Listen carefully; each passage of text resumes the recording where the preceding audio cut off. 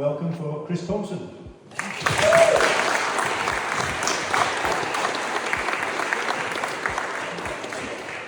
Evening everyone. So yeah, as Mike introduced me there, so Chris Thompson, of you unfortunate souls following on social media, you're at Tomo. If you don't, please do. Just want to start off by saying a massive thank you. It's great always to be invited to events like this, so thank you for coming.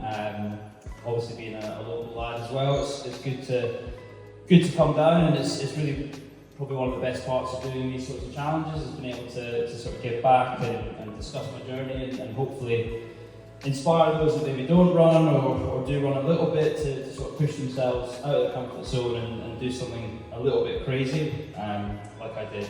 So yeah, quick about me. I was born near Galloway on a farm. Grew up playing rugby for Stewartry actually, so Castle Douglas, unfortunately not Dumfries. But then, yeah, wanted to follow my dream of being a pro rugby player, so shipped off to Edinburgh, played for various sort of age group rugby squads for Scotland and Edinburgh, and then headed down south to big old sporting juggernaut of Loughborough, down in England, and also at the same time signed the biggest contract of my life, playing for Dumfries Saints in the holidays. Unfortunately, towards the end of Loughborough, my pro rugby dream began to end. I left uni, as a lot of people do when they're in England, headed south to London, started working for the notorious German supermarket of Lidl on the grad scheme, and played semi-pro rugby in London. After about a year of torn hamstrings and broken collarbones and all the fun things like that, I finally hung the boots up and also moved into working in tech sales, which I've done for the last 10 years or so until I hung up the boots doing that in March as well. So after retiring from rugby, I'm not sure if it was a retirement or just stopped playing, I spent a few months drinking, eating too many kebabs, so decided probably need to find a way to get fit again. So that's really where I started running and cycling, nothing major to be honest, just a few miles sort of here and there. Fire started to burn a little bit in the belly, and I signed up for my first London Marathon, probably about 25, 26 years old. I then also set up a few different marathon balls as well, which was basically a charity black tie event, which I used to raise money for cancer research. My first London Marathon, I decided not to drink for 5 weeks in the preparation for that marathon. Thought that was very smart. However, on the night I was a little bit nervous. The lady helping me run the marathon ball gave me a wee dram, and then I had a few more and a few more to settle the nerves, and then I decided to have even more, and then woke up the next day with the beginning of a serious bout of man flu. You see by this next photo as well, I was well into the carb loading, so good. Thankfully a few pounds have gone since then, but that photo actually down a pint of Guinness and then did the hacker because my mum's from New Zealand. Anyway, side note. The man flu then lasted for about 5 days, literally until the day before I ran the first marathon. However, I wasn't too worried, prepared well. Now, for those that obviously have been involved in any running race, you're told, you know, whatever you do, don't set off fast, don't let the adrenaline pump, don't go faster than your running pace that you planned. But we all know, we all do that. So I set off far too fast. By the half marathon point, I was absolutely gunning it, well ahead of my sub 4 hour plan, which, as you can tell by the rig, was still a decent goal for me. However, across Tower Bridge in London, hit the 14-mile mark, and that is where I hit the wall. Everyone knows that you're not meant to hit the wall until sort of 23, 24 miles in, so yeah, safe to say the rest of the day was pretty dark. However, got it done, 4 hours 35, not the best, but was probably a good sort of building block in terms of mental toughness, because I had nothing in me because of the man flu. So yeah, it wasn't really a failure necessarily, maybe didn't get my time, but you know, it was quite a good mental success there. I then signed up for 2 more marathons, pretty determined, and eventually hit the sub 4 hour mark with a time of 3:51. So again, not so that rapid, but did it. Following this, got into a bit of cycling, swimming, and eventually ended up doing a self-made half Ironman with a few mates. So yeah, basically sort of 26, 27, the adventure bug and the running bug really started to kick in. To be honest, since then, I've sort of spent a few years kind of umming and ahhing what I wanted to do with my life. Saw a quote, I can't remember when it was, a couple of years ago, where it sort of centered around the fact that you've got 8 versions of you, you're on your deathbed, you've got 8 versions of you that you could have taken your life in that sort of direction, and are you happy with the one that you've taken or potentially going to end up with, or is there another one that maybe you want to give a crack? And that really sort of stuck with me and got me thinking, am I really on the right path with my life? During this time also, unfortunately, received the call that I lost a close friend who took his life out in Sydney. We'd grown up together in Edinburgh, we then went to uni together, we eventually spent a lot of time playing golf and having a lot of fun in London. We lost a bit of contact when we went to Sydney.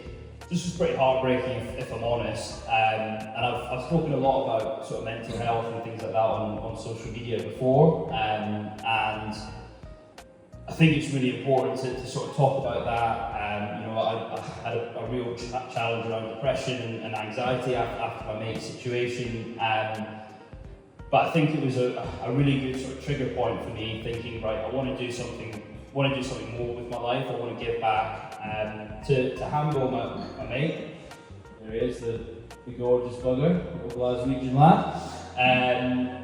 But also want to give back to sort of family members that I'd lost my auntie to cancer. I've had mates lose family members to heart attacks and MND and things like that. So I always try to look at the positives in life when, from these horrible and challenging situations. So I guess that sort of takes me to probably what you're more interested in, which is the recent running challenge. So the idea there obviously was to try and break a record, to be the first person ever to run 32 mile, 50 kilometre ultramarathons in 32 days in all 32 Scottish councils.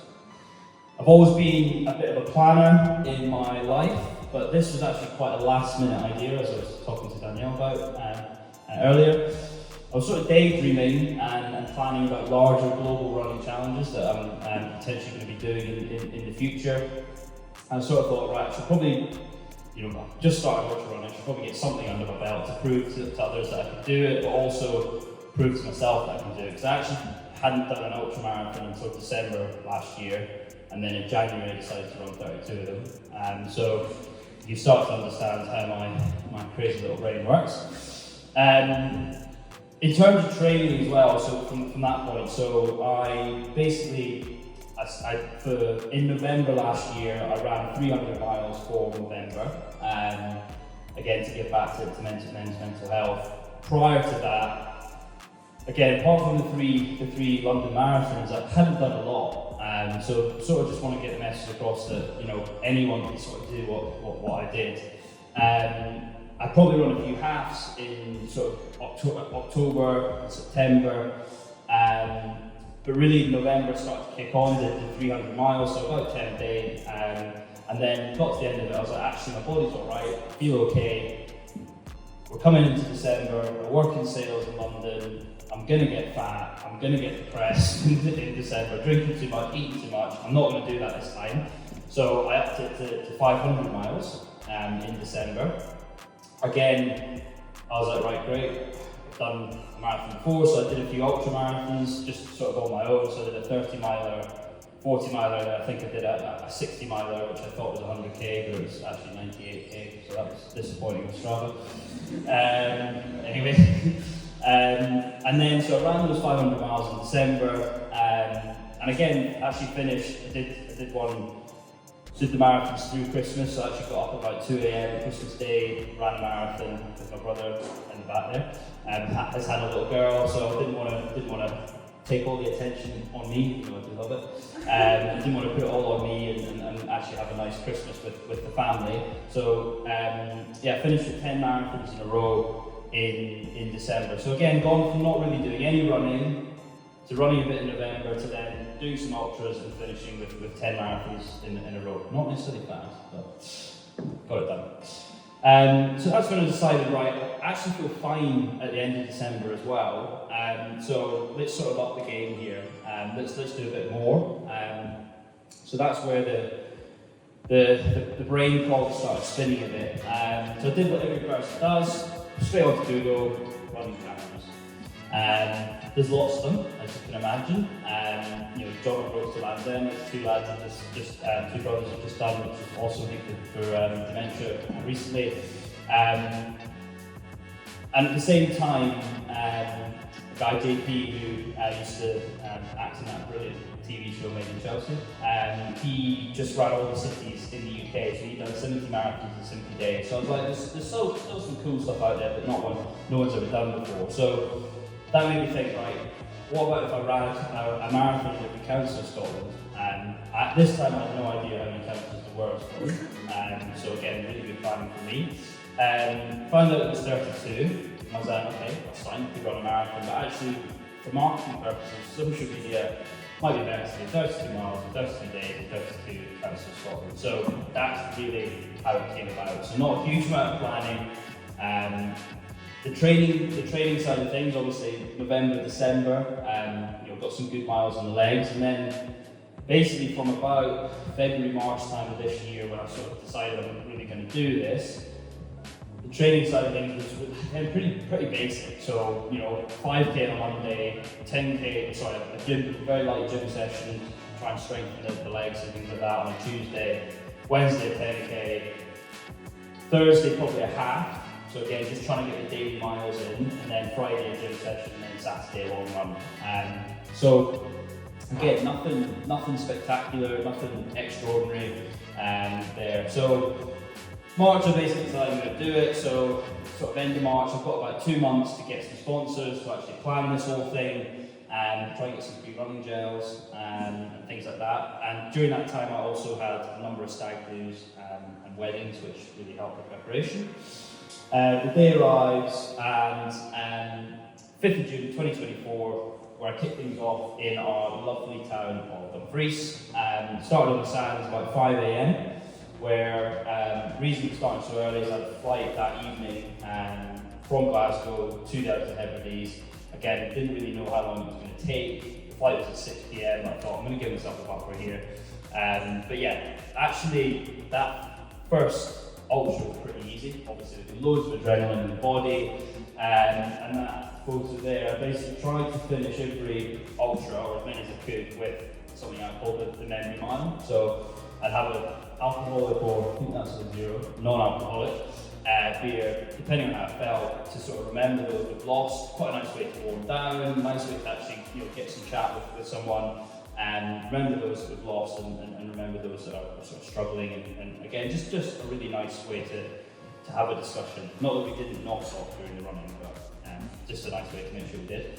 ITV then came down, we did a bit of filming, which was quite fun in Moffat, and then jumped in the car to Glasgow Airport, which my mum, who's also here, so many times sort of gave me a lift to the airport. Met the lady, head of marketing from Logan Air at Glasgow Airport. Logan Air, again, awesome company who donated the flights, as did so many other people. So jumped on a flight from Glasgow to the Outer Hebrides. The day I landed in the Outer Hebrides was actually 80 years since the D-Day landing, so that was really quite cool, running along the beaches, really quite poignant and quite powerful. The weather in the morning was actually pretty class, it was really sunny, really nice, and then what I term as the Great Island Downpour began. It was just horrific, like the weather I've never witnessed in my life, and this is the first island that gets worse. There's sleet, there's wind, it's so open, and again, I don't know how many of you have been to the island, I've never been, so again, great preparation, no idea what these places are like, but they are harsh places. But yeah, eventually completed it, and we're still on a bit of a high. Obviously, this is only day 2, 32, really. So still on a high, which is good. And then catch a flight to Inverness, where I stay the night, and then early morning flight to Orkney. Again, get to Orkney, reasonably all right weather. Again, girl I'm just about to leave the hotel. Girl sort of shouts at me and she'd follow me on Instagram, and we did a nice sort of, half marathon together, which was amazing. Again, her story, amazing stories from her on mental health and things like that. And again, that in any way I'd helped was awesome. But yeah, again, as the Islands does, the weather turned. I don't actually have many photos of the rain, probably because my camera wouldn't work. But that's a screenshot of when I arrived in Kirkwall. I still had probably 4 or 5 miles to do. Honestly, it was just like sheets of water coming off the stone. Again, this was June, so wasn't expecting it. But I am Scottish, and we never know what to expect. Then we moved to Shetland. I thought it couldn't get any worse. It did. So we get to Shetland. And really that was the first time I've ever properly been out of my comfort zone and properly concerned for my life. I follow a lot of people on social media, a lot of mountaineers like Nims Perja and all these cool guys who've done some amazing mountaineering stuff, and obviously they're used to the freezing cold, they're prepared, all that sort of fun stuff. I've gone to Shetland with a t-shirt, pair of shorts and a thin salmon running jacket. Honestly, so Shetland again, I don't know if you guys know, it's the same height as Norway. I didn't know that. So when it's cold, it's cold.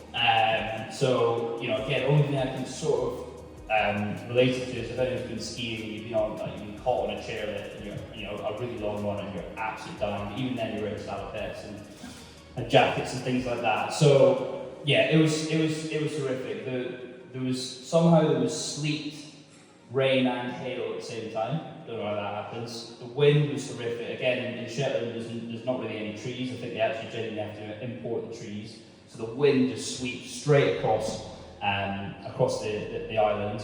And I remember I was like 18 miles in. Again, this absolute legend had run with me in the morning. His dad had just been diagnosed with MND and bowel cancer. He's actually running 7 half marathons in a row starting on Sunday. So he's just one of these great guys. And he tried to sort of navigate me around Shetland to try and avoid the hills. And he's like, you can either go up that way, it's going to be hilly, or you can go up that way, it's going to be hilly. So I was like, brilliant, let's go that way. So I'm at the bottom, I'm 18 miles in, still got 14 miles to do. I'm at the bottom of this hill, I'm in a bus stop with no houses around me. I'm sat there, I'm on the phone to my mum, again, who's here, crying. So, I'm an adult, I'm crying my eyes out, going, what the hell have I done here? I then phoned my sister, crying. So I cried to her, she's 26, so she's younger than me, so I don't know, she's in London, my mum's still pretty away, like, what the hell are they going to do? And my sister's quite good at just sort of going, get on with it, man up. So I was just like, the problem was that when I was in this bus stop, again, if you imagine it, I was like sat down, and our bus stops sometimes have that gap.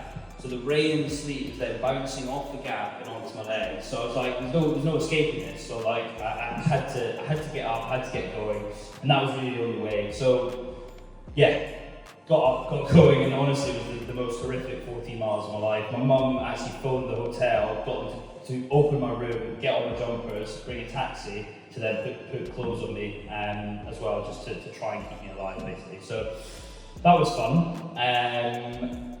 But yeah, so pushed through, and actually the whole 50k took me 11 hours that day. If you compare that to day one, where it took me 6 hours, you can see the sort of difference of two. And I remember lying in the bath that night, my ankles, sorry, I should have said in training as well, on the build-up, my ankles, the muscles there on both sides, I damaged them just from overuse and trying to train too quickly and things like that.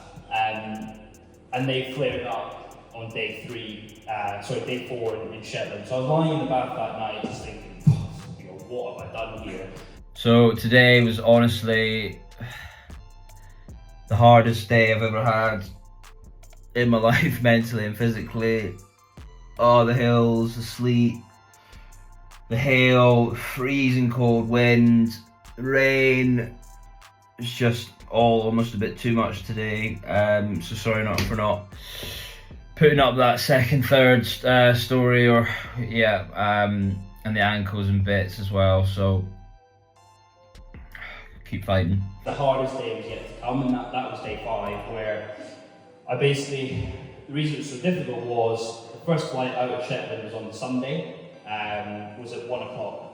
So I was going to land at 3 o'clock. Now, bear in mind, the whole idea of this challenge was I needed to run an ultramarathon every single day. So I was landing at 3, probably realistically, not being able to start running until about 4.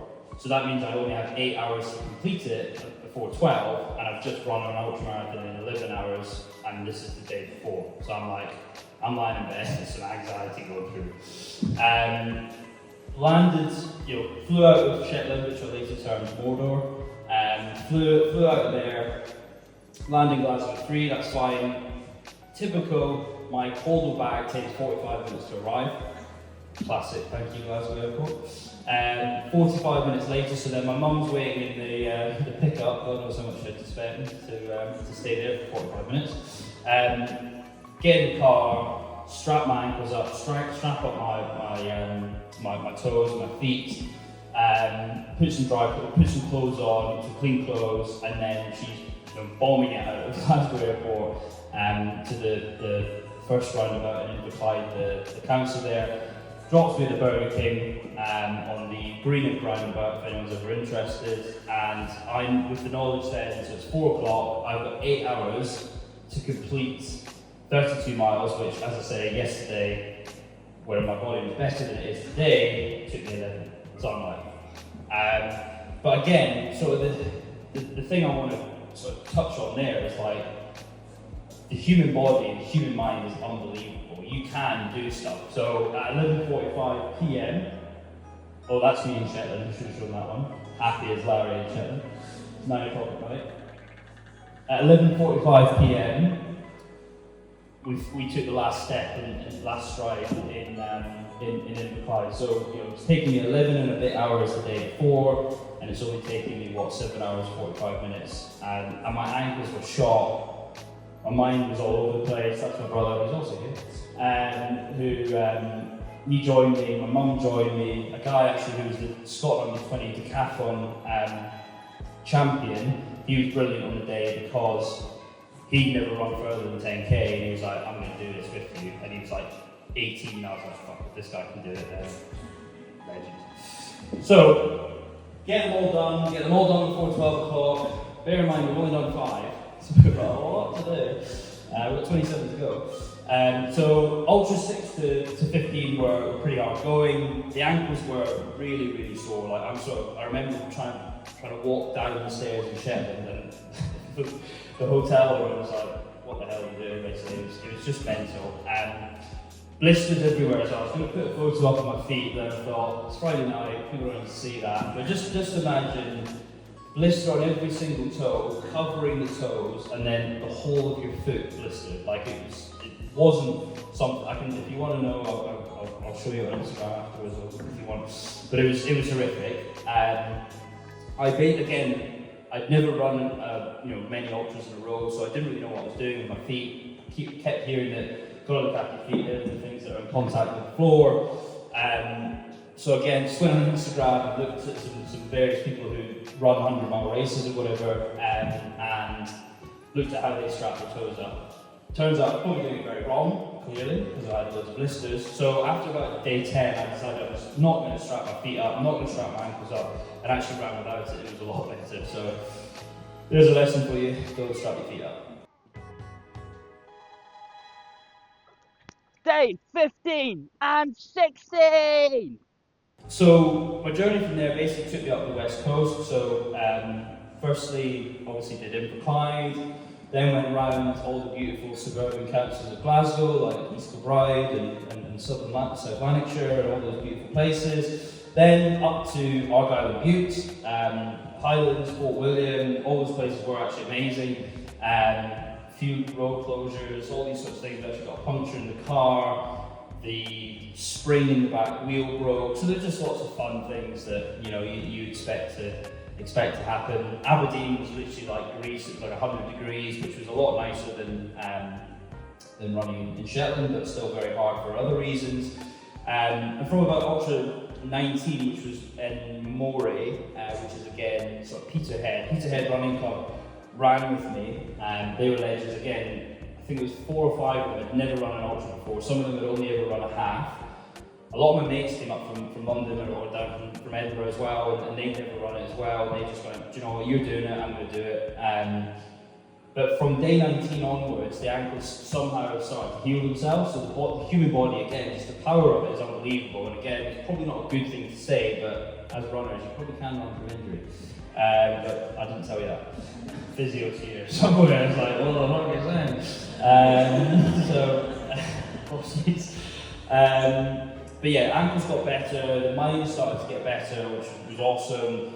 Could sort of start to see the finish line a little bit, still had 13 ultramarathons to go, but started to feel it. And again, it was just the fact that people ran with me. So, either that photo, I had schoolmates, I had, social media bad for so many reasons, but it's great because I was building a community. I had so many random people, literally I'd be out running, they'd be like, Chris, or Tour de Tom, or whatever it was, would join me. And also just from a sort of mental health and that sort of things. Again, obviously the reason I did it, main trigger reason was for Hamish. And honestly, there was about 5 or 6 guys, probably between the ages of like 23 and 25, and then 2 or 3 ladies, again, similar sort of age, who joined me because they tried to take their lives for, again, in my head, just reasons that weren't reasons you would take your life for. So again, I was pretty straight with them. I was like, why are you doing this? Like, you're fit, you're a good looking lad, like what's going on? And just like, the stories were really, really interesting. And the fact that I maybe inspired them a little bit to get out and run, just meant a huge amount to me. And that was probably the most, raising the money was awesome, but I think, face to face, speaking to someone, and if I've in any way helped someone like that, it's really powerful. So, yes, the body started to heal, however, it still wasn't that easy. I kept being told by mates who were endurance runners who said that it's going to get easier, it's going to get easier. I kept getting these lovely Instagram messages saying that. It didn't. Until about day 28, it did. So I must admit that the last 4 were pretty easy, but before that, I remember I was running in that's me on the ground. I was running in the council of Stirling, so as a passionate Scot, and actually for my history coursework at A-level, I wrote about William Wallace, so obviously Braveheart, all that sort of stuff. So I'd never been, or I might have been, I can't remember, maybe as a kid, but I'd never been up the Wallace Monument to my knowledge. My mum's probably at the back saying, I'll take you there.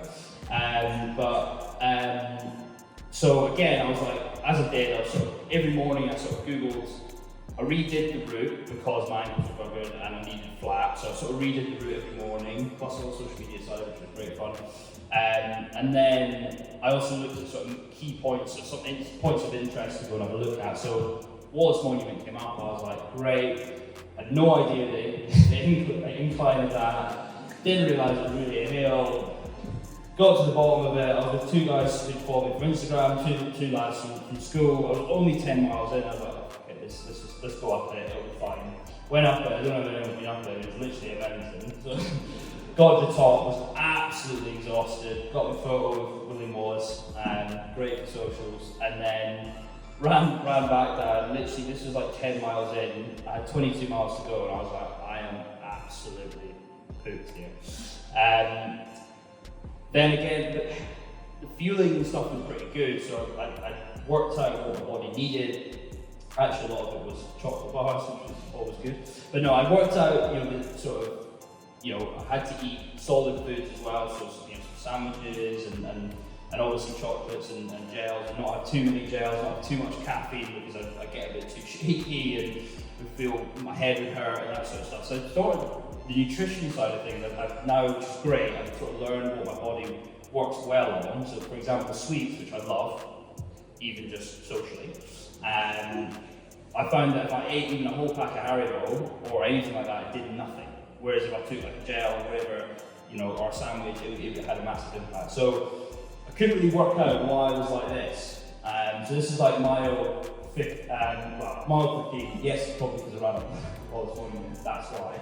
But in my head, I'm like, I shouldn't feel like this because I've never felt like this before. So again, my mum, who's legend, was like, look, there must be something wrong here. There must be like a lack of, I don't know, potassium or some sort of electrolyte or something in the body. So she went to Boots, spoke to the pharmacist, and again, she gave me, we got some amazing electrolytes, and from then, the body never really fatigued. So I must say that the last 4 ultras were genuinely a breeze, probably because I could smell beer at the end of it, or maybe because the body had genuinely adapted. But I genuinely got to the end of it and I was like, I could easily keep going. Like I'm not, when I got to Edinburgh Castle, I was like, I'm not tired here, which is amazing. Last through a few runs was East Lothian, which was awesome with the May. The Borders, my name's Donnie, put on a bit of a shindig at Melrose Rugby Club, which was awesome. And then, Saturday, 6th of July, ran my final ultra in Edinburgh Castle. I ran Edinburgh, finishing at Edinburgh Castle.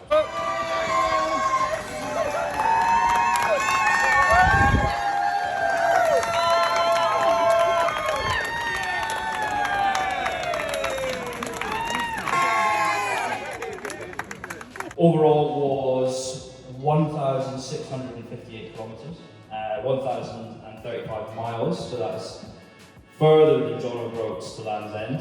I'm not competing with anyone, but it is. But yeah, overall, I missed this part, but I should put it in. I celebrated into the early hours of the morning with friends and family, and also a few followers afterwards. That was okay. Overall, I did love the challenge. So look, it was really hard.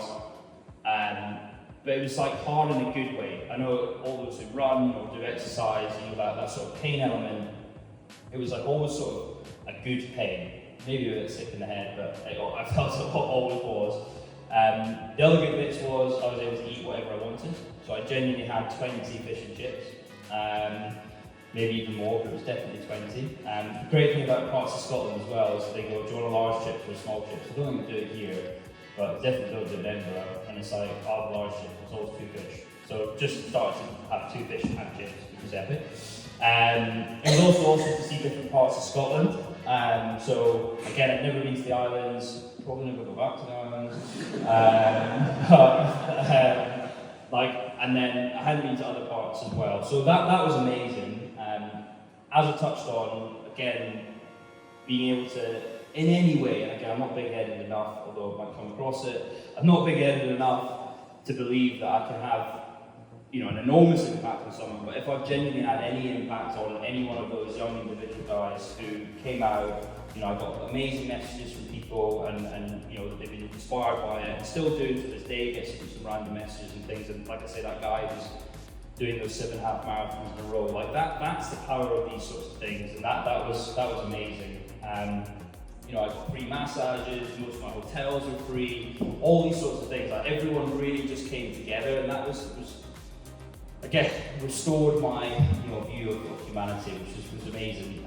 Ended up raising 25,000 for a variety of mental health and physical health charities, which again was really great. But I think again, sort of my message tonight is really, as I've got written on my arm, one life, no reruns. So like, if there's something out there, if you wanted to, if you're a 5K runner and you want to do 10K, or I don't know, again, I was chatting to someone on a podcast the other day, it's like, if you want to be an artist, do a few art classes, like, you've got one life, you've got one opportunity to really give it a crack. I'm not saying maybe go as extreme as this. I did it. I'd never run an ultramarathon until December. I was rather large, as you saw in the photos. So like, if I can do it, anyone can do it. So that's really sort of what I want to leave you with. And also, if you don't follow me on social media, @Vivitor. That's it. Thank you very much.